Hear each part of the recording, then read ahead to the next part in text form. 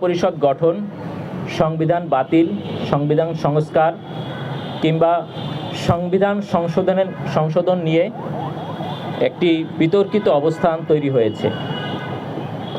এমতো অবস্থায় justice and democracy party JDP 1972 সালের যে সংবিধান এখন রয়েছে বা যেটি নিয়ে বিতর্ক চলছে, সেই 1972-এর সংবিধান বাতিলের পক্ষে সুস্পষ্ট অবস্থান ব্যক্ত করছে। জেডিপি মনে করে 1972 সালের সংবিধান বাতিল করে 1971 সালের মহান মুক্তিযুদ্ধ এবং 2024 সালের জুলাই গণ অভ্যুত্থানের আকাঙ্ক্ষার আলোকে বৈষম্যহীন ও সমৃদ্ধ বাংলাদেশ গড়ে তোলার লক্ষ্যে সামাজিক গণতন্ত্র বা social democracy in Bangladesh context এর ভিত্তিতে একটি নতুন সংবিধান প্রণয়ন করা প্রয়োজন। গণভোটের রায়ের প্রেক্ষিতে বিএনপি গণপরিষদ গঠনে অনীহা প্রকাশ করলেও সংবিধান সংশোধনের মাধ্যমে তাদের ঘোষিত 31 দফা এবং জুলাই সনদের যেসব অংশের সাথে তারা একমত পোষণ করেছে সেগুলো বাস্তবায়নের প্রতিশ্রুতি তারা সংসদে দিয়েছে। জেডিপি মনে করে বিএনপি তাদের এই অঙ্গীকার বাস্তবায়ন করলে তা জনগণের মধ্যে সংস্কারের যে আকাঙ্ক্ষা তৈরি হয়েছে তা জিয়ে থাকবে বা বহাল থাকবে এবং ভবিষ্যতে 1972 সালের যে সংবিধান সেটা বাতিলের পক্ষে এটা ভূমিকা রাখবে। তবে বিএনপি সংবিধানের দোহাই দিয়ে গণপরিষদ গঠনের পরিবর্তে সংবিধান সংশোধন প্রক্রিয়ার যে কথা বলছে তা সাংবিধানিকভাবেই ঝুঁকিপূর্ণ। কারণ সংবিধানের ব্যাখ্যা ও রক্ষক হিসাবে উচ্চ আদালত ইতিমধ্যে মৌলিক কাঠামো বা বেসিক স্ট্রাকচার তত্ত্ব স্বীকৃত হয়েছে বা স্বীকৃতি দিয়েছে। বিশেষ করে আপিল বিভাগ রায় দিয়েছে সংবিধানের মৌলিক কাঠামো কোনোভাবেই পরিবর্তন করা যাবে না। যেমন জুলাই সনদে সংবিধানের মূলনীতি সংশোধন, জুলাই সনদে সংবিধানের যে মূলনীতি রয়েছে সেটা সংস্কারের বা সংশোধনের প্রস্তাব রয়েছে এবং বিএনপি এই প্রস্তাবের সাথে একমত পোষণ করেছে।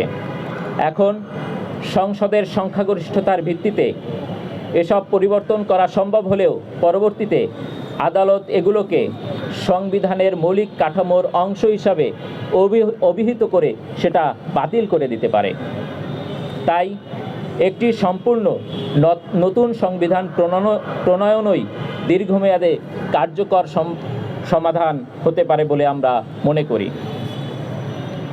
অন্যদিকে জাতীয় সংসদের বিরোধী দল জামাতে ইসলামী ও তাদের সহযোগীরা গণপরিষদের অধিবেশন আহ্বানের বিষয়ে কঠোর অবস্থান গ্রহণ করলেও জনগণের একটি বড় অংশ তাদের এই কর্মসূচির সাথে একাত্মতা পোষণ করতে পারছেন না, বরং তারা এক ধরনের আস্থার সংকটে ভুগছেন।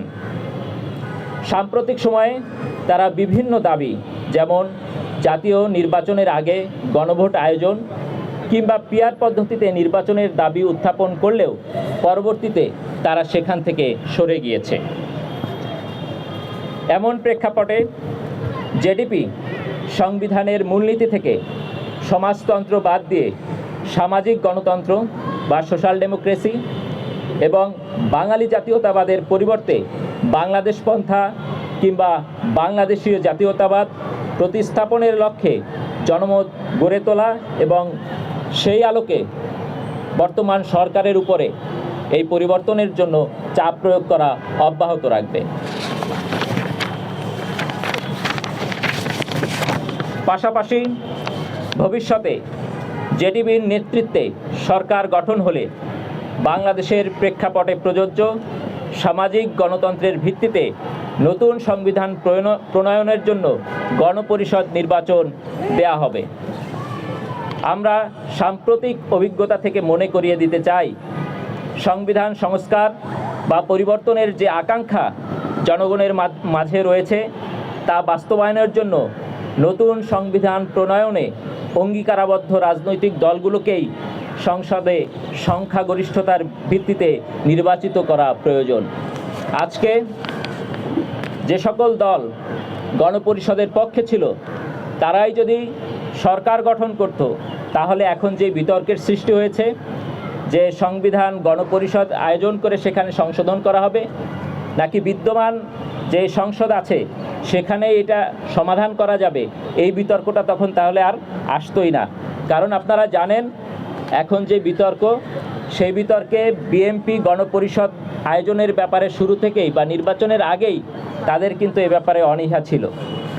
এ কারণেই আমরা এই পজিশনটা আপনাদের সামনে ব্যক্ত করেছি।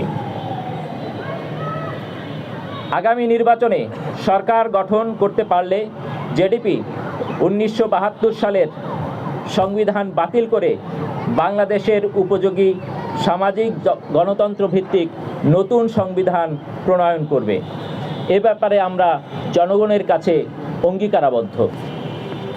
দ্বিতীয়ত, আমাদের দলের নামের সঙ্গে জাস্টিস শব্দটি যুক্ত আছে। আমরা শুধু নামে নয়, জাস্টিসের প্রশ্নে বাস্তবে কাজ করতে চাই। দল, মত, বর্ণ, লিঙ্গ, বন্ধু, শত্রু কিংবা প্রতিদ্বন্দ্বী সকল কিছু নির্বিশেষে সবার জন্য সমানভাবে ন্যায় বিচার নিশ্চিত করতে চাই। এমনকি পতিত ফ্যাসিবাদী শক্তি আওয়ামী লীগের নেতাকর্মীদের সঙ্গেও আমরা ন্যায় ও ইনসাফ ভিত্তিক আচরণ করতে চাই।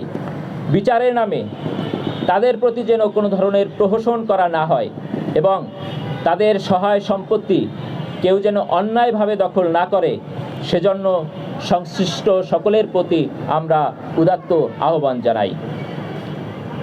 সম্মানিত সাংবাদিক বন্ধুগণ ও প্রিয় দেশবাসী, এ পর্যায়ে